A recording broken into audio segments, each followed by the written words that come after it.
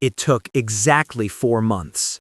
4 months from the first boat strike in the Caribbean Sea to bombs falling on the capital city of a sovereign nation. 4 months from what the Trump administration called a counter-narcotics operation to what international observers are calling an undeclared war. 4 months from targeted strikes on alleged drug smugglers to explosions rocking Caracas at 2 in the morning. The explosions began at exactly 2:07 a.m. local time on Saturday, January 3, 2026. 7 massive blasts in rapid succession, lighting up the pre-dawn sky over Venezuela's capital with orange fireballs visible for miles. Low-flying aircraft screamed overhead, their engines drowning out the screams of terrified residents who ran into the streets in their pajamas. Smoke billowed from Fort Tiuna, Venezuela's largest military complex. Flames engulfed aircraft hangars at La Carlota airport. Power failed across southern Caracas neighborhoods, plunging thousands into darkness. The smell of gunpowder and burning fuel hung heavy in the humid tropical air. Cici de Flavis, a journalist based in Caracas, was awakened by what sounded like a massive truck crashing.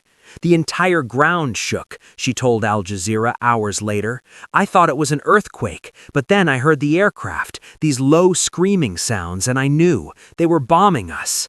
She grabbed her phone and started recording footage that would be broadcast worldwide within minutes. Balls of fire rising from military installations, thick black smoke obscuring the skyline. Within an hour, President Donald Trump confirmed what many suspected. In a Truth Social post, Trump announced the United States had carried out a large-scale strike against Venezuela and its leader, President Nicolas Maduro. But Trump's statement didn't stop there. In an extraordinary claim, Trump declared that Maduro had been captured and flown out of the country along with his wife, removed by what he described as a joint operation involving U.S. military and law enforcement. The Venezuelan government's response was immediate but incomplete. State television announced President Maduro had declared a national state of emergency, invoking extraordinary powers to defend against serious military aggression perpetrated by the United States. But Venezuelan officials did not address Trump's capture claim. Was the president still in Venezuela? Had he been taken? Was Trump's claim propaganda or truth? Hours after the strikes, the world still didn't know. But this moment didn't begin on January 3rd.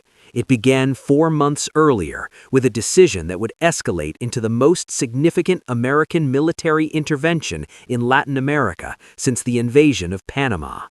September 2nd, 2025, the Caribbean Sea. A fishing boat moved through calm waters, 11 people aboard. Without warning, a missile streaked across the sky. The explosion was instantaneous, catastrophic, total. All 11 died immediately. President Trump announced the strike hours later with video showing the impact, describing it as the first action in Operation Southern Spear, a military campaign against narco-terrorists operating drug trafficking networks throughout Latin America. The administration's justification seemed straightforward. These weren't innocent fishermen, officials insisted. They were drug smugglers, cartel members flooding America with fentanyl, deliberately destabilizing the United States. Trump had designated them narco-terrorist combatants, a legal classification his lawyers argued placed them outside normal protections under international law. This meant they could be killed on sight, without arrest, without trial, without due process. But human rights organizations immediately raised alarms. Under international law, drug traffickers are civilians engaged in criminal activity, not enemy combatants. Killing them without any attempt at arrest could constitute extrajudicial execution, a war crime under the Geneva Conventions. The Guardian interviewed families of those killed in early strikes. Many of the dead were not cartel members at all, but fishermen trying to earn a living in waters they had fished for years. The administration dismissed these concerns.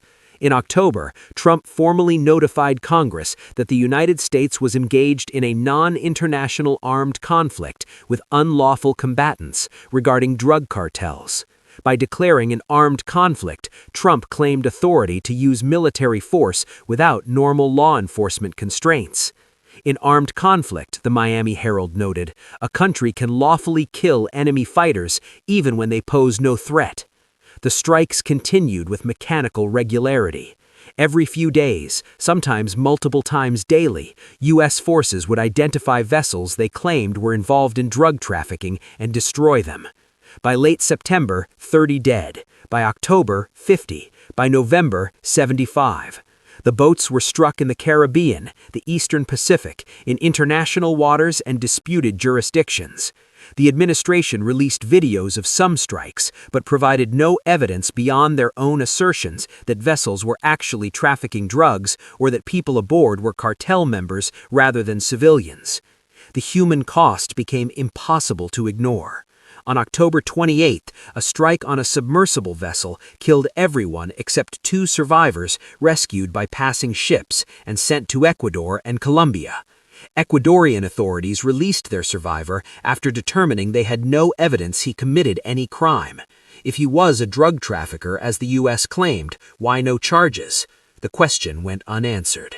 But the most horrifying incident came when survivors reported U.S. forces had not just destroyed their vessel, but actively prevented rescue efforts, leaving people to drown. Time magazine reported military experts believed, if true, the killings could constitute murder and war crimes. Defense Secretary Pete Hegseth could face criminal charges under the Uniform Code of Military Justice or the War Crimes Act. The allegations were serious enough that both Senate and House Armed Services Committees launched bipartisan investigations. By December, the operation had expanded in ways suggesting objectives beyond counter-narcotics. U.S. Navy warships established a naval quarantine around Venezuela, intercepting and seizing oil tankers. The USS Gerald R. Ford, America's newest aircraft carrier, led a strike group into the Caribbean, an overwhelming display of power disproportionate for operations against small boats. The USS Iwo Jima deployed to the region, the kind of force typically used for invasion or regime change, not drug interdiction. Venezuelan opposition figures and analysts began saying publicly what many suspected. This wasn't about drugs. The objective was regime change, removing Maduro from power. Trump seemed to confirm this in November when he said Maduro's days are numbered, and in December when he declined to rule out war with Venezuela. The CIA became directly involved in late December. On December 18th, indigenous Venezuelans near the Colombian border reported massive explosions at a storage facility. Missile fragments found at the scene were consistent with U.S. drone strikes. Trump acknowledged the strike on December 30th, saying the U.S. had knocked out a facility where drug boats were loaded. 2 nights ago, we knocked that out, Trump said, casually, as if discussing a business deal rather than an act of war. It was the first known American strike on Venezuelan soil, a massive escalation that international law experts said violated Venezuela's sovereignty and potentially constituted aggression under the UN Charter. The Venezuelan government condemned the attack, but Maduro remained silent about it in a television interview Thursday, January 2nd. When asked directly, Maduro evaded the question, saying he could discuss it in a few days. He struck a conciliatory tone, suggesting Venezuela was open to negotiating on drug trafficking and oil trade. If they want to seriously discuss an agreement to combat drug trafficking, we're ready, Maduro said. The overture went nowhere. By Friday, January 2nd, U.S. forces had carried out 2 more boat strikes, killing 5 people. The total death toll from Operation Southern Spear had reached 115 people killed across 33 boat strikes since September. Human rights observers used words like extrajudicial killings and war crimes. International law experts were nearly unanimous that the strikes violated both U.S. and international law, but the administration showed no signs of slowing. Saturday morning arrived with explosions. The targets were military installations in and around Venezuela's capital, Fort Tiuna, La Carlota Airport, Generalissimo Francisco de Miranda Air Base, installations in Miranda, Aragua, and La Guaira states. The Federal Aviation Administration issued an emergency NOTAM prohibiting all U.S. aircraft from operating in Venezuelan airspace, citing ongoing military activity. The U.S. Embassy ordered American citizens to shelter in place. CBS News reported Trump had personally ordered the strikes. The international reaction was swift and critical. Colombian President Gustavo Petro posted, "Alert to the whole world, they have attacked Venezuela, bombing with missiles." He called for an immediate UN Security Council meeting. Cuban President Miguel Díaz-Canel denounced the criminal attack by the U.S. and described it as state terrorism. Iran condemned the attacks as a blatant violation of Venezuela's national sovereignty. But most significant was criticism from within the United States. Senator Mike Lee, a conservative Republican and Trump ally, posted, "I look forward to learning what, if anything, might constitutionally justify this action in the absence of a declaration of war or authorization for the use of military force." Senator Ruben Gallego was more blunt. "There is no reason for us to be at war with Venezuela. This war is illegal. It's embarrassing that we went from the world cop to the world bully in less than 1 year." Senator Brian Schatz of Hawaii, a Foreign Relations Committee member, warned the United States has no vital national interests in Venezuela to justify war. The constitutional questions were obvious. Article 1 grants Congress, not the President, the power to declare war. Trump had not sought a declaration. He had not requested an authorization for the use of military force. He had simply ordered the strikes based on a legal theory that drug trafficking constituted armed conflict, justifying military action. Legal scholars prepared analyses arguing Trump had exceeded constitutional authority, that these strikes represented illegal war launched without congressional approval, that they violated the War Powers Resolution, requiring the president to notify Congress within 48 hours and limiting action to 60 days without authorization. Republicans and Democratic senators had twice rejected resolutions in 2025 limiting Trump's authority, but those votes occurred when operations focused on boat strikes. Bombs falling on a foreign capital was different. Trump's claim that Maduro had been captured added extraordinary complexity. If true, it would represent the first time in modern history the United States conducted a military operation to capture and remove a foreign head of state. The closest parallel was the 1989 Panama invasion to capture Manuel Noriega, but that involved large-scale invasion with thousands of troops. Maduro had been indicted by a U.S. court in 2020 on narco-terrorism charges, providing potential legal justification, but the operation would still be unprecedented. But was Trump's claim true? Hours after his Truth Social post, there had been no confirmation. Venezuelan state television was still broadcasting, showing officials carrying on as if Maduro remained in power. U.S. officials confirmed the strikes, but did not confirm or deny the capture claim.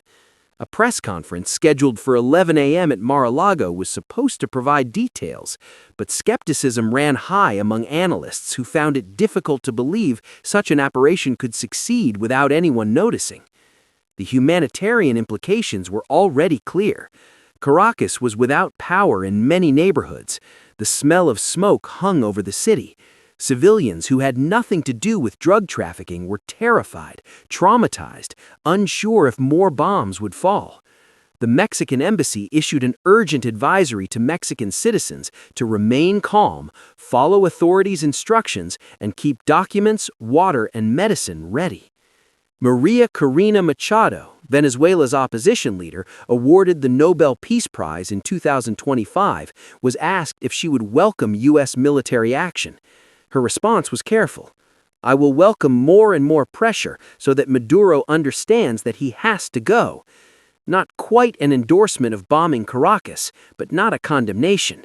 The opposition, desperate to remove Maduro, found themselves potentially benefiting from an operation killing Venezuelan civilians and violating international law.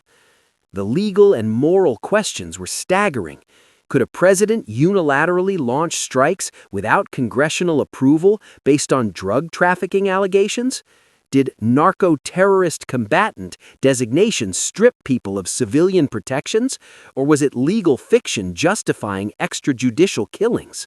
When does counter-narcotics become regime change? At what point does maximum pressure become illegal war? And who decides when America goes to war?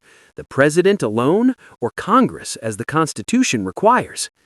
As dawn broke over Caracas, revealing full damage from the night strikes, those questions remained unanswered. Smoke still rose from Fort Tiuna. Residents ventured cautiously into streets, looking up, wondering if more aircraft would come. The Venezuelan government promised to defend against imperialist aggression and vowed attempts to seize oil reserves will not succeed. Trump had scheduled a press conference. The UN Security Council was being called into emergency session. But beyond the immediate crisis, beyond whether Maduro had been captured or whether this was the beginning of invasion, a broader truth had become impossible to deny. In 4 months, the United States had gone from counter-narcotics operations to bombing a capital city. It had killed more than 100 people in strikes conducted without congressional authorization or war declaration. It had established a naval blockade, conducted covert CIA operations, and launched what could only be described as acts of war. The transformation had been gradual enough that each escalation seemed reasonable in isolation. Targeting drug boats, law enforcement. Stopping oil tankers, economic pressure. Striking a coastal facility, extension of boat operations. But viewed as a whole, the pattern was unmistakable.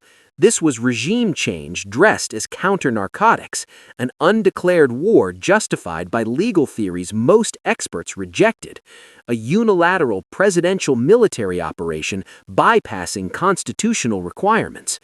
Senator Schatz's warning echoed. The United States has no vital national interests in Venezuela to justify war. But justification had never been the point. Trump had decided Maduro needed to go, determined Venezuela's government was involved in drug trafficking, concluded military force was appropriate, and simply ordered it. Congress could object, international law could prohibit, allies could condemn, but the bombs had fallen anyway. Sometimes the most dangerous escalations happen gradually, where each step seems a small expansion, where the path from counter-narcotics to regime change is traversed in increments so small, no single moment feels like the point of no return. By the time bombs were falling in Caracas, it was too late to ask whether America should be at war with Venezuela. The war had already begun.